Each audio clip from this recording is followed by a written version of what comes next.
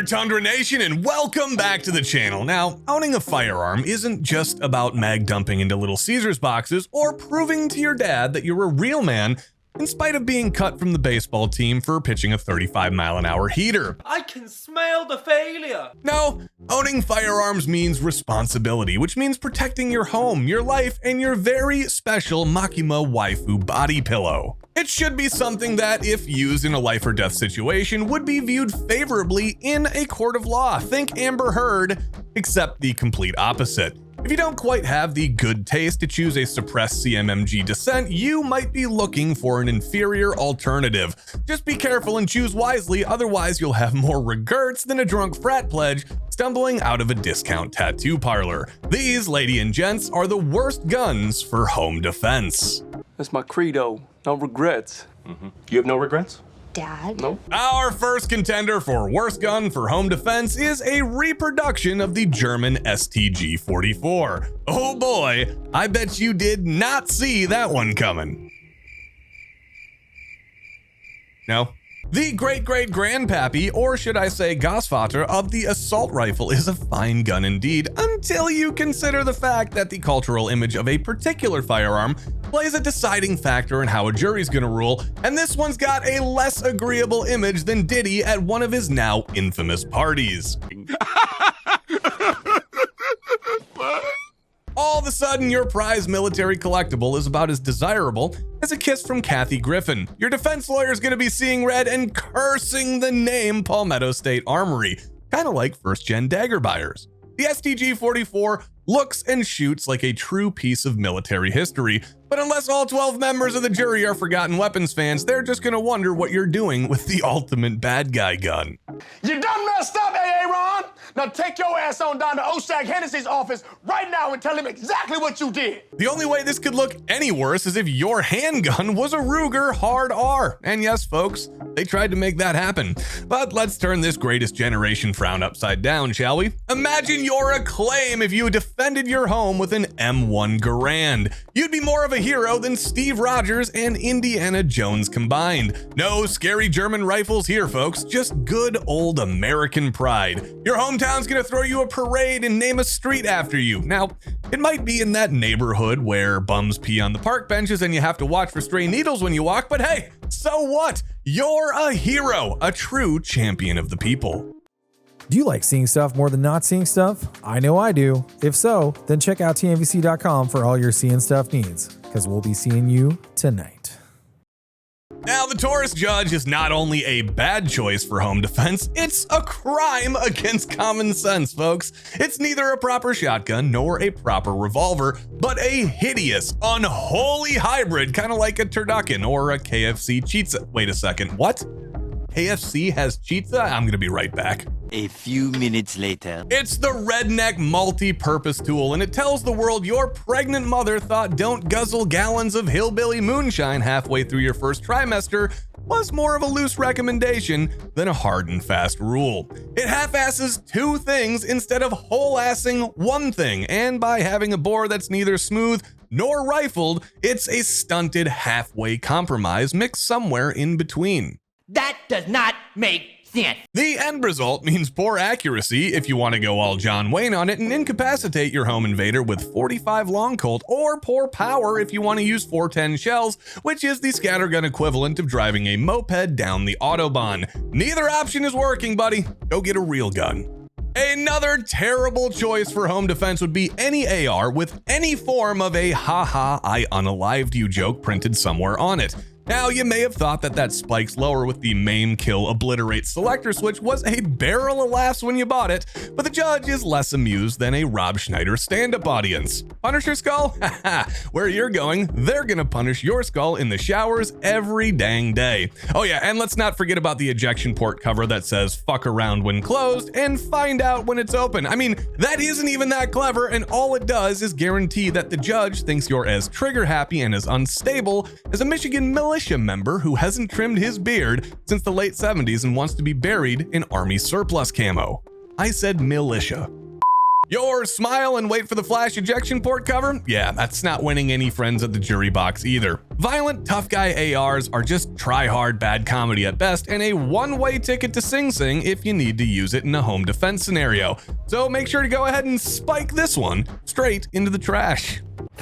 Know your fucking place, trash. Next up is the Kel-Tec KSG, the tactical bullpup 12 gauge from the gun company that keeps Space Coast cocaine dealers in their Cadillac Escalades or historical equivalent since the 1980s. Kel-Tec is known for their wild creativity, and the KSG is definitely a forward-thinking design, so should you rely on one for home defense?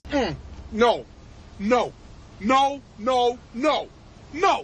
Hell no. This scattergun has more poorly constructed plastic on it than Donatella Versace's face, and it looks just about as appealing. I mean, the chances of it operating without malfunction are about as iffy as eating a 7-Eleven hot dog right before a 4-hour flight. And then there is the capacity. 14, count them, 14 2 3/4 inch shells. Now folks, that may sound like a party at the range, but it's an admission of brain damage in the courtroom. I've never heard anybody complain about having too much ammunition in a fight.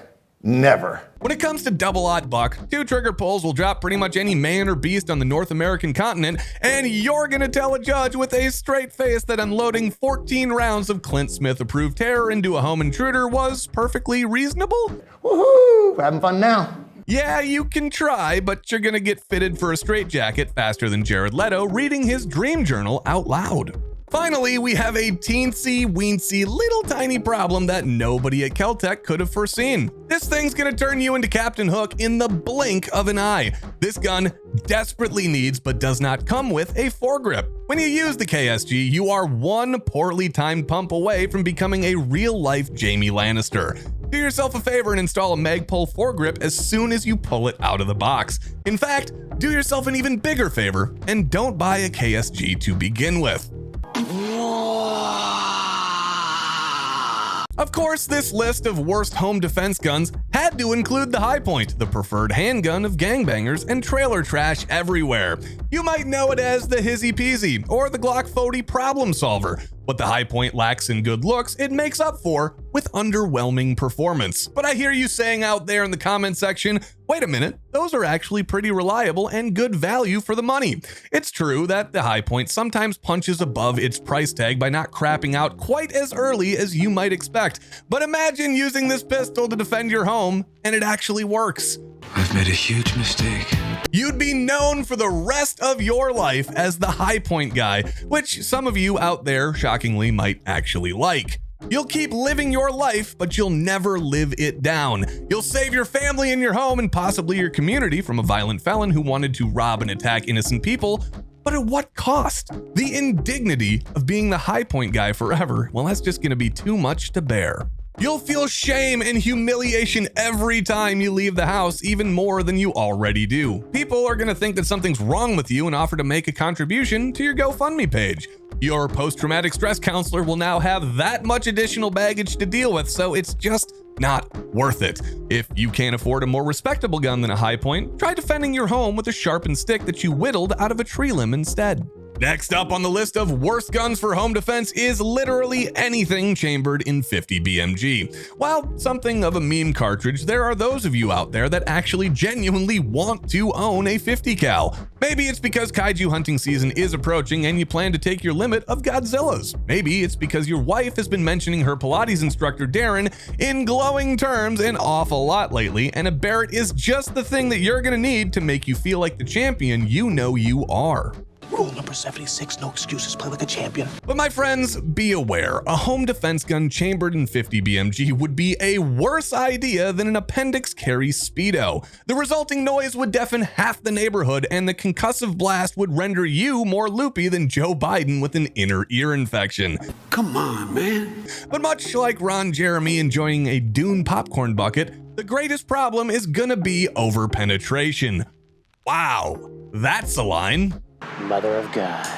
Once fired, the 50 BMG projectile literally will not stop, basically ever. It's gonna keep going and going and going like the Energizer Bunny, killing everyone and everything in its path, completely circumnavigating the globe. Everybody panic! Oh my God! How is this possible, you might ask? I have no idea. I'm not a scientist. Needless to say, you simply can't in good conscience fire a 50 BMG gun in your home. Rule it out now so that future generations will be alive to thank you tomorrow. I'm in danger. At the opposite end of the power curve, we have another contender for worst gun for home defense, a CO2 powered pellet gun. Now I know what you're saying. I think a pellet gun's a good idea because it's gonna scare away a home intruder while being less lethal. Or maybe you're saying I just got out of prison for selling upcharged Pall Malls and Natty Lights to junior high kids and I'm not allowed to own a firearm. Well, let me tell you that a gun that doesn't have any stopping power isn't a gun at all. Maybe those FUDs were right about one thing after all. Just like Chicagoans caught in a polar vortex, the home intruders are going to be wearing layers of heavy winter coats, insulating them from the cold and protecting them from your puny projectiles. Oh, and also, like Chicagoans, they're going to be on PCP, so rule out anything that can't burrow through a Carhartt at 15 paces. Not only do you need a proper firearm to do the job, make sure you're using a self-defense specific round like the Hornady Thug Stopper, the Federal Felon Repellent, or the Remington Punk Begone. Frankly, it sounds made up.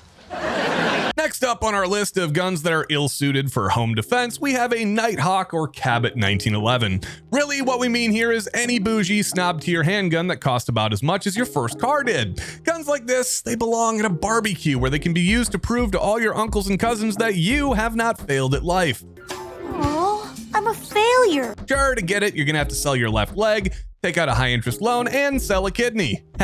Too soon, Kush? Gotcha.